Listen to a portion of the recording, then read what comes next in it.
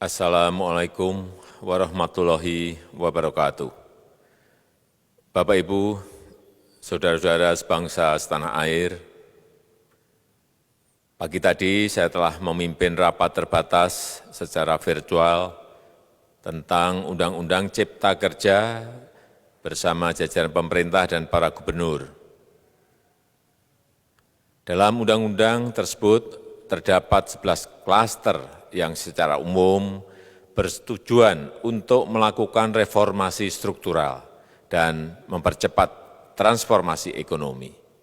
Adapun klaster tersebut adalah urusan penyederhanaan perizinan, urusan persyaratan investasi, urusan ketenagakerjaan, urusan pengadaan lahan, urusan kemudahan berusaha, urusan dukungan riset dan inovasi, urusan administrasi pemerintahan, urusan pengenaan sanksi, urusan kemudahan pemberdayaan dan perlindungan UMKM, urusan investasi dan proyek pemerintah, serta urusan kawasan ekonomi. Dalam rapat terbatas tersebut, saya tegaskan mengapa kita membutuhkan Undang-Undang Cipta Kerja. Pertama, setiap tahun ada sekitar 2,9 juta penduduk usia kerja baru, anak muda yang masuk ke pasar kerja, sehingga kebutuhan atas lapangan kerja baru sangat-sangat mendesak. Apalagi di tengah pandemi, terdapat kurang lebih 6,9 juta pengangguran dan 3,5 juta pekerja terdampak pandemi COVID-19. Dan sebanyak 87% dari total penduduk bekerja memiliki tingkat pendidikan setingkat SMA ke bawah, di mana 39% berpendidikan sekolah dasar. Sehingga perlu mendorong penciptaan lapangan kerja baru, khususnya di sektor padat karya. Jadi, Undang-Undang Cipta Kerja bertujuan untuk menyediakan lapangan kerja sebanyak-banyaknya bagi para pencari kerja serta para pengangguran. Kedua, dengan Undang-Undang Cipta Kerja akan memudahkan masyarakat, khususnya usaha mikro kecil, untuk membuka usaha baru.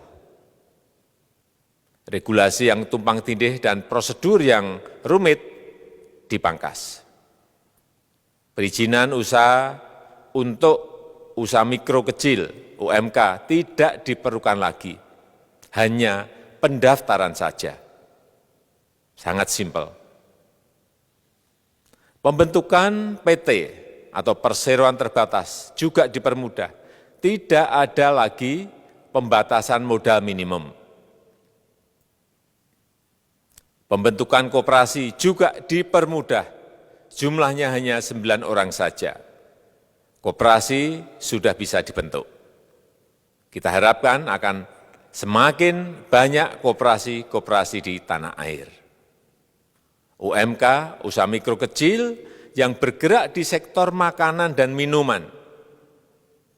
Sertifikasi halalnya dibiayai pemerintah, artinya gratis. Izin kapal nelayan penangkap ikan misalnya, hanya ke unit kerja Kementerian KKP saja. Kalau sebelumnya harus mengajukan ke Kementerian KKP, Kementerian Perhubungan, dan instansi-instansi yang lain. Sekarang ini cukup dari unit di Kementerian KKP saja. Ketiga, Undang-Undang Cipta Kerja ini akan mendukung upaya pencegahan dan pemberantasan korupsi. Ini jelas karena dengan menyederhanakan, dengan memotong, dengan mengintegrasikan ke dalam sistem perizinan secara elektronik, maka pungutan liar, pungli dapat dihilangkan. Namun, saya melihat adanya unjuk rasa penolakan Undang-Undang Cipta Kerja yang pada dasarnya dilatar belakangi oleh disinformasi mengenai substansi dari undang-undang ini dan hoax di media sosial. Saya ambil contoh, ada informasi yang menyebut tentang penghapusan UMP, upah minimum provinsi, UMK, upah minimum kota kabupaten, UMSP, upah minimum sektoral provinsi.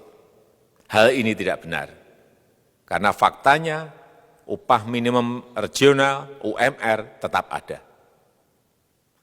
Ada juga yang menyebutkan bahwa upah minimum dihitung per jam. Ini juga tidak benar. Tidak ada perubahan dengan sistem yang sekarang. Upah bisa dihitung berdasarkan waktu dan berdasarkan hasil.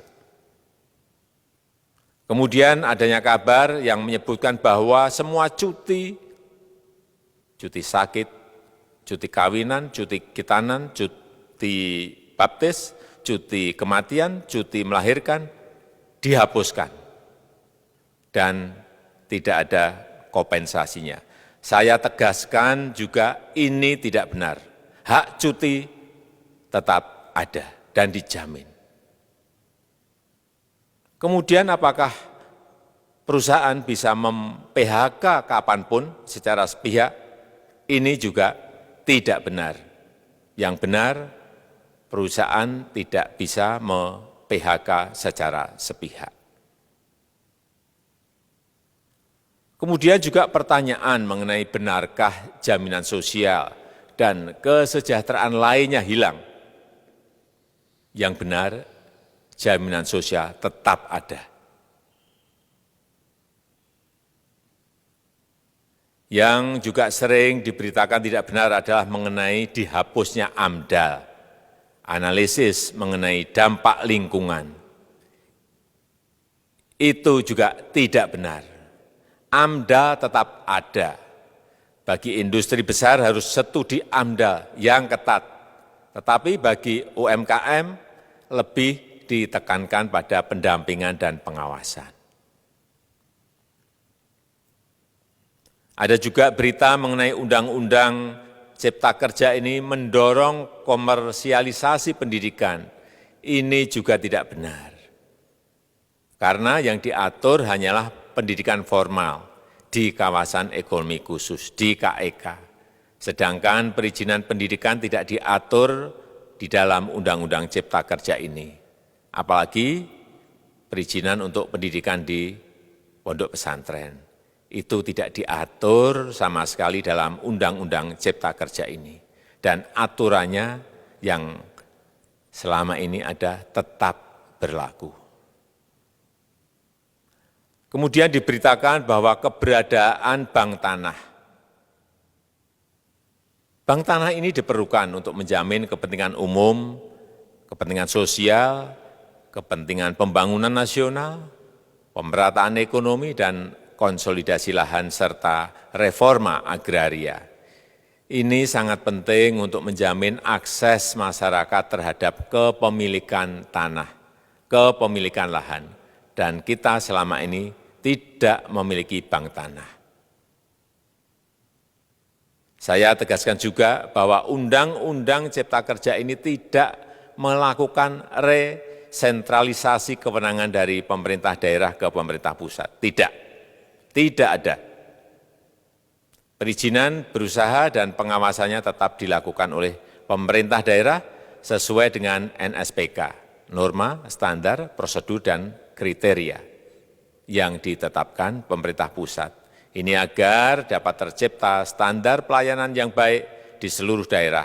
Dan penetapan NSPK ini dapat nanti akan diatur di dalam PP atau peraturan pemerintah. Selain itu, kewenangan perizinan untuk non-perizinan berusaha tetap ada di Pemda, sehingga tidak ada perubahan. Bahkan kita melakukan penyederhanaan, melakukan standarisasi jenis dan prosedur berusaha di daerah. Dan perizinan berusaha di daerah diberikan batas waktu. Ini yang penting di sini. Jadi ada service level of agreement. Permohonan perizinan dianggap disetujui bila batas waktu telah terlewati.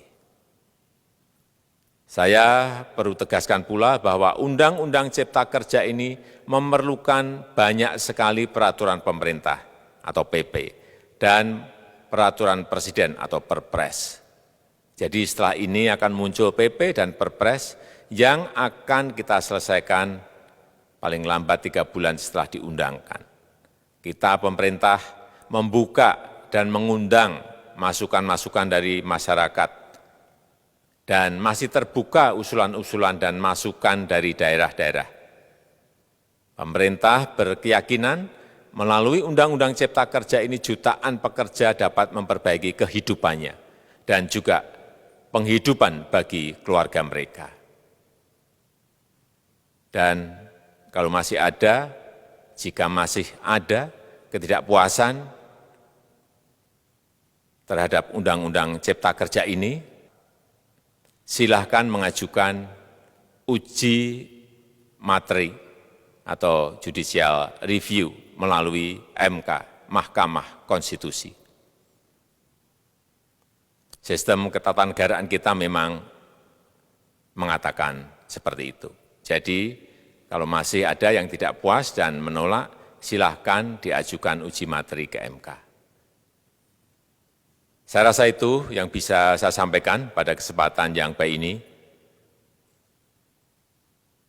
Terima kasih. Wassalamualaikum warahmatullahi wabarakatuh.